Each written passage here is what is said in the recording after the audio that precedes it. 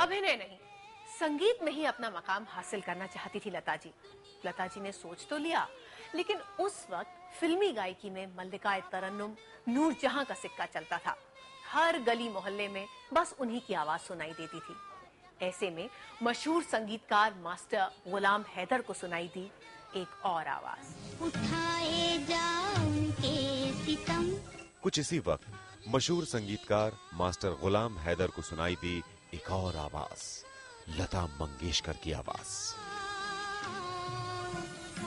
लता जी के लिए जिन्होंने पहला चांस दिया था मास्टर गुलाम हैदर, जिनकी पदवी है कि म्यूजिक मैस्ट्रोस के मास्टर, तो उन्होंने इन्हें चांस दिया और लता जी को, एंड जिन्होंने नूरजहां जी को चांस दिया। तो पहले एक दो गाने शायद गाए होंगे मराठी फिल्म में, या कोई एक आध लाइन कुछ हिंदी फिल्म में भी गाई होगी, तो लेकिन वो कुछ नहीं। जब मास्टर गुलाम हैदर ने इनको चुना तो पूरी फिल्म इंडस्ट्री में धूम मच गई थी। मास्टर गुलाम हैदर ने एक नई लड़की को चुना। मगर लता की जिंदगी में जद्दोजहद का दौर तो अभी शुरू ही हुआ था। जुबान पर मराठी लहजा भी चढ़ा हुआ था। वो बहुत अच्छा पियानो बजाते थे। उन्होंने पियानो पे मुझे शहीद का गाना मुझसे याद किया, मैं याद कर रहा कि बदनाम ना हो जाए मोहब्बत का फसाना, तो मैंने वो गाना याद किया। अब वो गाना होने के बाद मेरा जो उन्होंने एक छोटा सा टेस्ट मतलब फिल्म के किया था, वो उन्होंने एस मुखर्जी साहब को सुनाया। तो एस मुखर्जी साहब ने कहा नहीं, ये नहीं चलेगी आवाज़। उन्होंने कहा कि ये बहुत पतली आवाज़ है और मेरी हीरोइन को ये मैच नहीं करी, सूट ही नहीं करती है, तो मैं हीरोइन का गाना तो नहीं ले सकती। मगर लता दीनानाथ मंगेशकर को तो एक इतिहास रचकर खुद ही उसकी नायिका बनना था। तो ये मुश्किल भी उस दौर के मशहूर संगीतकार नौशाद साहब के भरोसे ने हल कर दी। महबूब साहब से कहा एक लड़की नहीं है उसको गवाऊंगा। उस वक्त के जोराबाई, अमीर बाई कर्नाटकी, राजकुमारी, ये लोग सब अच्छी मशहूर फिल्म प्लेबैक सिंगर थी। तो मैंने कहा एक नई लड़की को गवाऊंगा। कौन है? मैंने कहा लता मंगेशकर। अरे मराठी लड़की से एक गज़ल कैसे गाएगी, वो तलफ़ुज़ शब्द अल्फाज ठीक नहीं होंगे। मैंने कहा वो मेरी जिम्मेदारी। 1947 में मुल्क तकसीम हो गया। नूरजहां पाकिस्तान चली गई और मौसीकार गुलाम हैदर भी उस तरफ चले गए। मगर जाते जाते लता से कुछ ऐसी बात कह गए जिसका हर्फ हर्फ सच बनकर दुनिया पर जाहिर हुआ। तो मुझे जाते वक्त कह के गए थे कि देखना लता, तुम मेरी बात याद रखना, तुम मुझे याद करोगी, मैं तो जा रहा हूँ पाकिस्तान। तुम्हारा इतना नाम होगा कि लोग सबको भूल जाएंगे।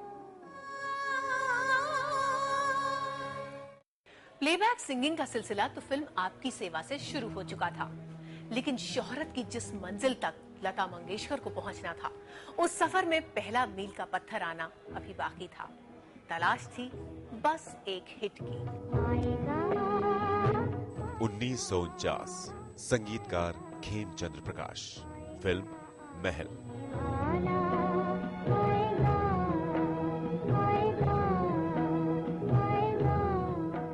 किसकी थी वो तिलस्मी आवाज, हवा के झोंकों पर सवार, एक मदहोश कर देने वाली खुशबू लिए। ये हिंदुस्तानी दर्शकों पर कौन सा जादू चल रहा था?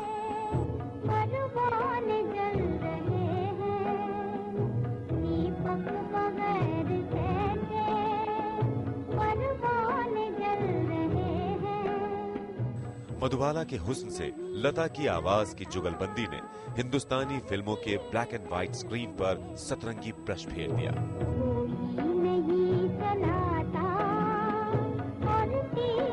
कामयाबी के दरवाजे खुलने लगे।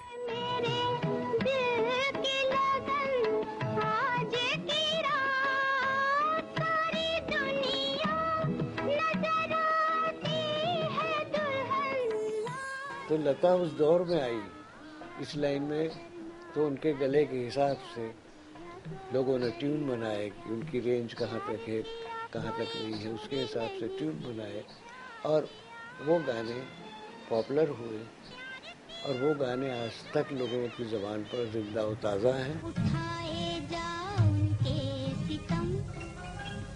वक्त के जो सितम लता बचपन से उठा रही थी, उनकी शिद्दत अब कम पड़ने लगी थी। अब वो पीछे मुड़कर कम देखने लगी थी। आंसू पिए जा। महल और अंदाज ने लता नाम की शख्सियत का अंदाज ही बदल कर रख दिया था। हर ढलते हुए दिन के साथ लता जी की शोहरत बढ़ती चली गई। कैसा रहा लता ताई के लिए आगे का दौर, करेंगे उसी की बात एक छोटे से ब्रेक के बाद। आप देखते रहिए बेमिसाल लता।